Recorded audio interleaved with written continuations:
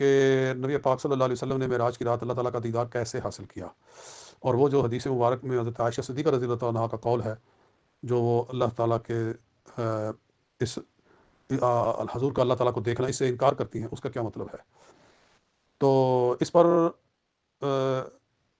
میں نے اپنی تفسیر میں برہان القرآن میں لا تدرکہ الابصار وہو یدرک الابصار وہو اللطیف الخبیر 7ویں پارے کے آخر میں اس پر کلام ہوا ہے کہ حضور صلی اللہ علیہ وسلم نے جو اللہ تعالیٰ کا دیدار کیا وہ بھی صحابہ کرام سے مروی ہے، اور اس کو جلیل القدر ائمہ کرام نے تسلیم کیا ہے، جمہور امت اس کو تسلیم کرتی ہے۔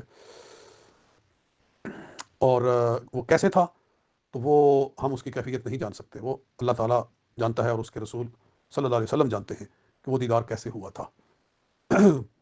اور وہ دیدار بھی ایسا نہیں تھا کہ آپ نے ذات باری تعالیٰ کا احاطہ کیا ہو۔ احاطہ اللہ تعالیٰ کی ذات کا نہیں کیا جا سکتا، احاطہ تو محدود کا ہوتا ہے، اور اللہ تعالیٰ کسی حد میں اس کی ذات نہیں آنے والی۔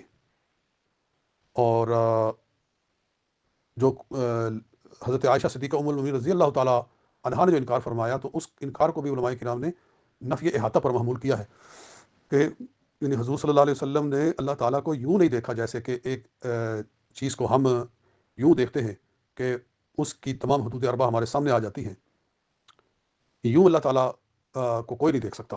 اور وہ جو قرآن پاک میں ہے لا تدرکہ الابصار، اس کا مطلب یہی ہے کہ آنکھیں اللہ تعالیٰ کا ادراک نہیں کر سکتی، بمعنی کہ اللہ تعالیٰ کو وہ اپنی رویت کے اندر گھیر نہیں سکتی۔ میں اس کی مثال ایسے دیتا ہوں کہ میں کہتا ہوں جو میں نے آسمان کو دیکھا، تو کیا میں نے آسمان کا احاطہ کر لیا؟ یعنی سارے آسمان کو میں نے دیکھ لیا؟ تو ایسا تو میں نہیں، مجھے اللہ تعالیٰ توفیق دے سمجھنے کی، تو یعنی آسمان کی ایک جھلک ہی دکھائی دیتی ہے۔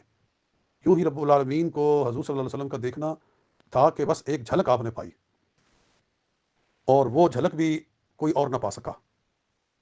یہ حضور علیہ السلام کی ہی خصوصیت ہے اس دنیا میں۔